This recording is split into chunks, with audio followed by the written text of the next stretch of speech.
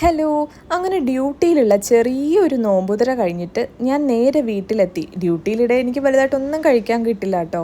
അപ്പോൾ ചെന്നപ്പോഴേക്കും ഉമ്മ ഖുർആൻ ഓതിയിട്ട് ഇങ്ങനെ എണീറ്റ് വരികയാണ്. അപ്പോൾ ടേബിളിൽ എനിക്കായിട്ട് കുറച്ച് സാധനങ്ങൾ ബാക്കിയുണ്ടായിരുന്നു. അങ്ങനെ കാബജി ഉണ്ടാക്കിയിട്ടുണ്ടായിരുന്നു. കാബജിയും പിന്നെ 2 കട്ട്ലേറ്റ് വെച്ചിട്ടുണ്ടായിരുന്നു റിമൈനിങ് ആയിട്ട്.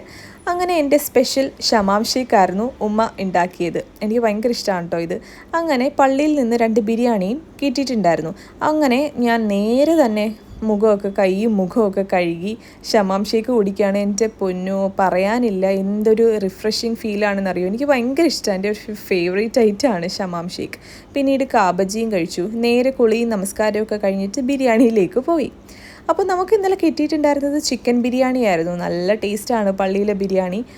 പിന്നെ അപ്പോൾ അതിൻ്റെ കൂടെ നമ്മുടെ മാങ്ങ അച്ചാറും, നമ്മൾ അന്ന് കാണിച്ചില്ലേ ഞാൻ വേറൊരു വീഡിയോയിൽ മാങ്ങ പെരട്ടെന്ന് പറഞ്ഞാൽ അതാണ് കേട്ടോ ഇത്.